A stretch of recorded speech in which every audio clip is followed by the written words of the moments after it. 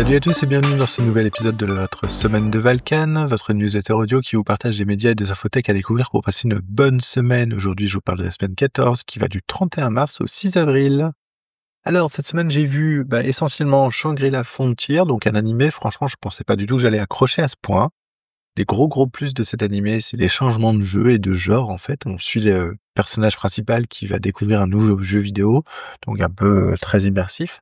Et en fait, il va repasser dans les anciens jeux qu'il a déjà fait, etc., retrouver d'anciens joueurs, etc.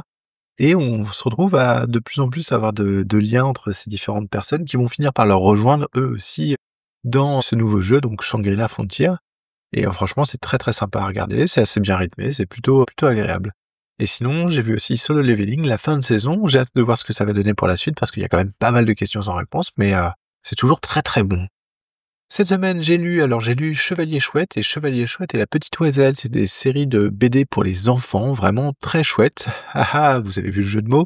Avec un graphisme que j'aime beaucoup et des histoires vraiment douces et sympathiques. Vraiment à lire tous les enfants.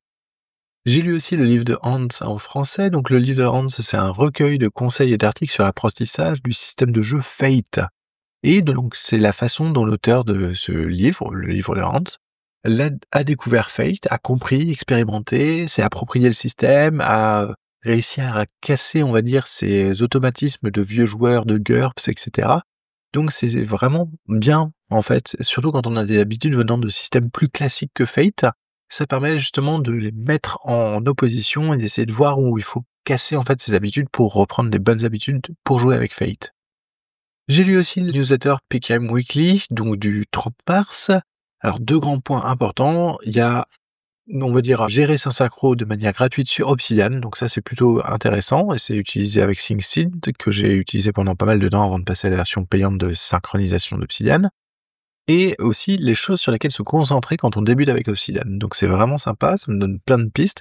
En fait, depuis longtemps, j'ai envie de faire des vidéos tuto sur Obsidian et je suis assez d'accord sur les pistes sur lesquelles il faut se concentrer sur Obsidian, c'est-à-dire qu'il faut se concentrer un petit peu sur la base déjà, par exemple sur le Markdown, sur comment prendre des notes, comment faire des liens dans Obsidian, comment utiliser des métadonnées, etc., à quoi ça sert, avant de commencer à aller rajouter des plugins, à tirer l'arigot et tout ça. Et sinon, le dernier truc que j'ai lu, c'est un article qui s'appelle Supprimer, modifier et flouter l'arrière-plan de la caméra dans OBS. Donc une façon de flouter l'arrière-plan de sa webcam lorsqu'on utilise OBS, donc le studio d'enregistrement et de stream, on va dire open source, gratuit, qu'on peut utiliser. Et donc ça marche bien. Le seul problème, c'est que mon PC portable qui a pas vraiment de GPU est un peu à la traîne, donc ça décale du son et l'image sur l'enregistrement, donc ça m'embête un petit peu. Cette semaine, sinon, j'ai écouté le Radio Campus Academy de la JDR Academy sur les jeux émergents et écrire et traduire des JDR indés, donc avec en invité Gulix. Alors, une petite émission de débat très sympa autour justement de l'émergence. Donc, qu'est-ce qui émerge, qu'est-ce qui va être à l'initiative, on va dire, des joueurs sur la création commune de l'histoire. Donc, ça va être l'émergence en jeu de rôle et notamment les jeux de type Brindlewood Bay. Je vous en ai déjà parlé dans le podcast de la semaine de Valkan, où là, l'enquête est carrément émergente puisque le suspect et ce qui s'est réellement passé, les faisceaux d'indices n'est pas fixé. En fait, on va donner des indices un peu génériques que le maître du jeu veut de temps en temps contextualiser.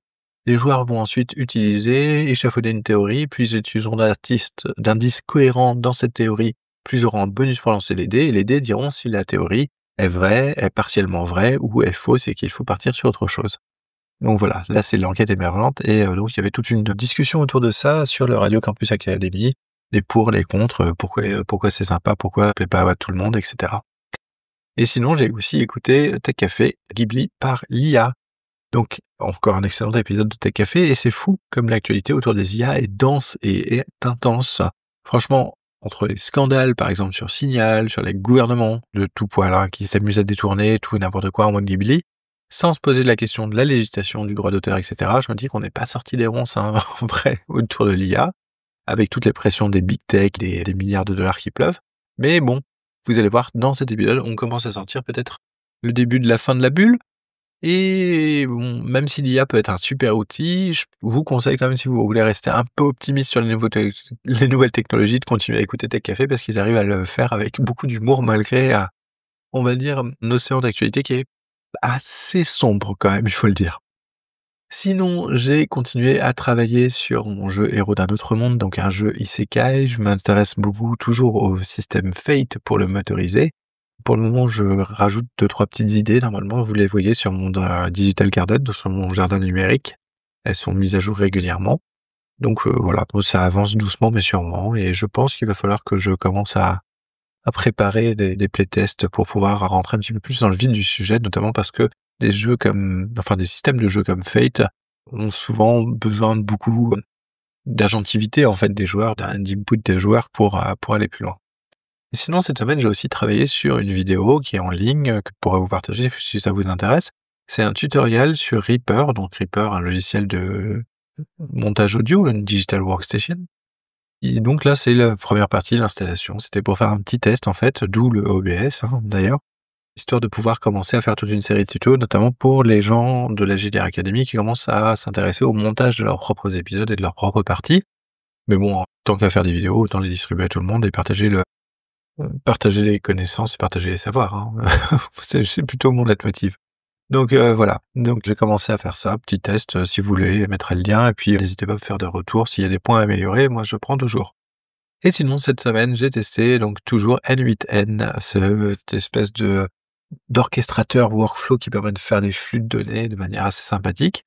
Et là, je suis allé un peu plus loin en fait dans les cas d'usage puisque j'ai créé mon premier workflow avec une intégration d'un LLM. Et oui, l'IA, du coup, on en revient. Pour résumer des textes, en fait, je prends tout ce qui est je lui permets d'aller bien déclencher quand un mail tombe sur ma boîte Gmail. Ensuite, on va filtrer, donc si ça correspond à certains filtres qui correspondent aux newsletters que je lis, hop, il les prend. Ensuite, suivant les différents sujets des newsletters, s'il y a plus ou moins tel mot-clé, tel mot-clé, tel mot-clé, je vais changer le prompt, je vais tout réunir, envoyer ça au LLM et obtenir un résumé, une newsletter, un Google Doc avec le résumé qui a été fait par le LLM. Pour le moment, ça marche plutôt bien. Je me demande s'il manque pas 2-3 trucs quand même, notamment pour tout ce qui est vidéo, embed, ou tout ce qui est lien, et cetera. C'est un peu bon, il y a peut-être moyen d'aller plus loin, mais en tout cas pour le moment, je suis assez content. Tout ce qui est newsletter ultra texte, c'est très sympa. En plus, ça me fait toute la traduction en français et là, bon, c'est pas que c'est compliqué, mais enfin, de temps en temps, c'est ce qui me freine un petit peu, en fait, de me dire: «OK, je fais mes mails, d'accord, tac, tac, tac, tac, tac, tiens, une newsletter, ah oui, c'est vrai qu'elle est en anglais, tiens, bon, bah, je la lirai plus tard» et alors là, c'est quand on tombe dans la boucle du «je la lirai plus tard», généralement, c'est mal parti. Enfin bon, voilà, ça sera tout pour cette semaine. J'espère que vous y allez trouver des liens et des choses qui vous ont intéressé. N'hésitez pas à partager le podcast, à laisser 5 étoiles si ça vous a plu et à mettre des commentaires sur les réseaux sociaux ou sur les plateformes de podcast. En tout cas, moi, je vous dis très bonne semaine et à la semaine prochaine. Allez, salut!